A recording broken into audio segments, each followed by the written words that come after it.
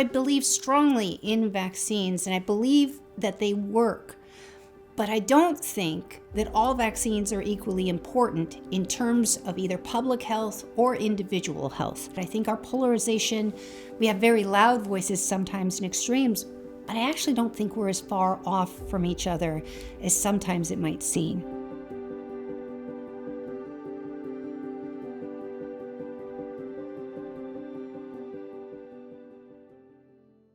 I'm a physician in California, and I'm a senior fellow for independent women. When I think about vaccines, I first come at it as a mom. That's first and foremost. And then I'm a physician, and so I think about it in terms of the individual patients and the individual way that people can be affected by vaccines. And then I have a master's in public health, and so I think about the vaccines and their role in public health, and really kind of balancing all three roles out and the way that they think about it.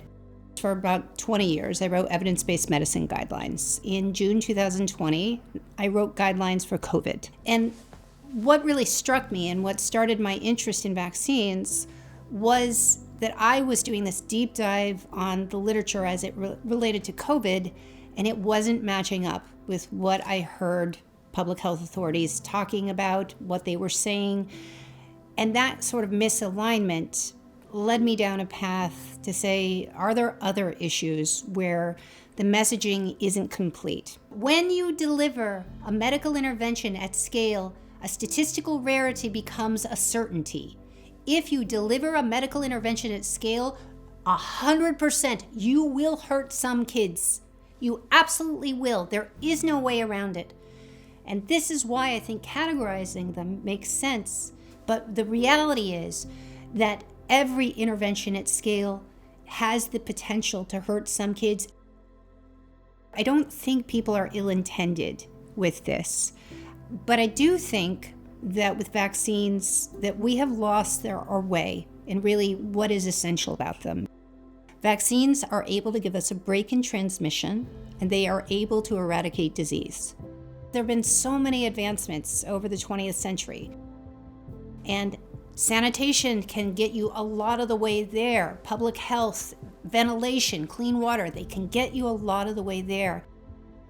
Vaccines have their own really unique and special role. They are arguably one of the great successes in public health of all time. I believe strongly in vaccines, and I believe that they work.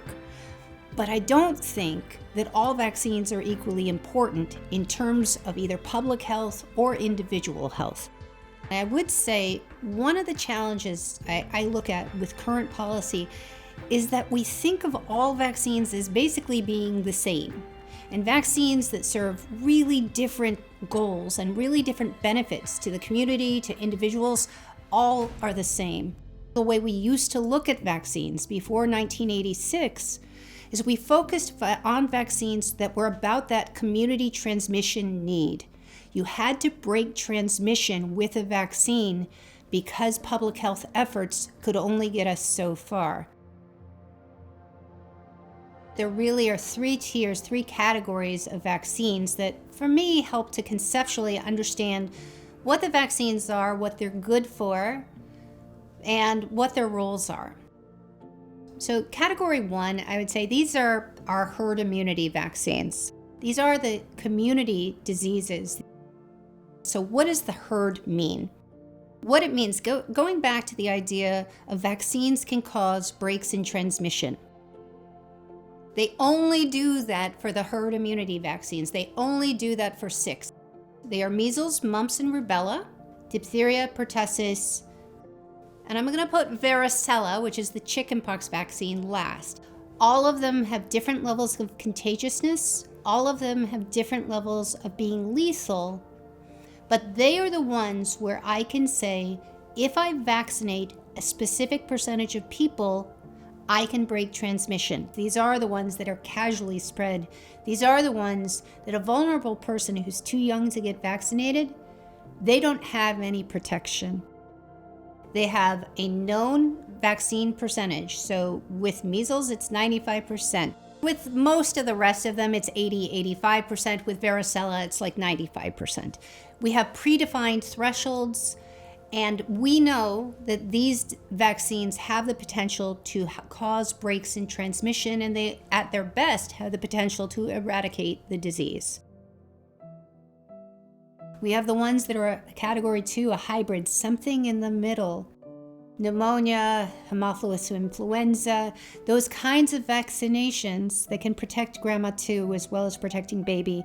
And I put it in that category. I would say the pneumonia vaccine, there's a disease called Haemophilus influenza B, which is HIB, and then meningococcus, which is sort of an inflammation of the central nervous system.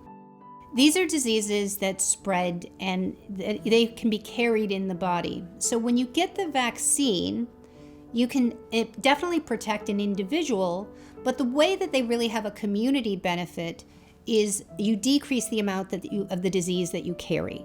So if baby gets vaccinated against pneumonia, baby is less likely to get sick himself, baby is less likely to be hospitalized, baby is less likely to die. But also, baby is less likely to get grandma sick.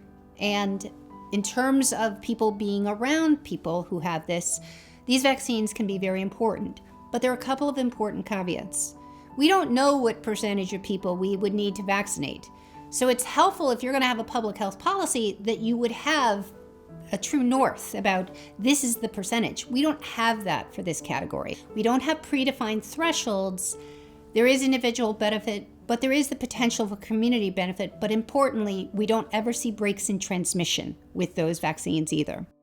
Then the final category, we have most of the vaccines in the schedule, which are about the individual needs of individual children. Getting these vaccines doesn't protect other kids. You can make the case that it does protect individual kids and that there's a benefit to that. But to say that somebody's an ill-informed parent because they question this, that's not vaccine hesitance. That's just somebody who actually understands this is a vaccine that's about my child, not about other kids. Tetanus is not casually communicable. You get it from the environment, that's it. And so to the extent that you need protection, tetanus will give you protection. You will not protect anybody else if you get a tetanus vaccine. Then you think about vaccines for respiratory diseases. We have lots of modeling studies that say, in theory, we should get community protection from influenza. In the real world, we don't see evidence of this. Kids, they spread their bugs all around, and kids are excellent vectors for influenza. And we wish that we had a vaccine that could keep them from getting other people sick. Here's the truth about influenza. We have to make the vaccine every year. Some years it's 10% effective, some years it's 60% effective. We can't say, well, in theory, if we had a perfect vaccine, we have modeling studies. The real world doesn't back that up. We have obligations to each other as members of a community, but as parents, our primary obligation is to our children. The information that I provided in this video is not intended to be medical advice. It's my opinion based on my research and review of the literature, but it's not about your individual medical situations. If you have medical questions, I would strongly encourage you to reach out to your own healthcare providers to make those decisions.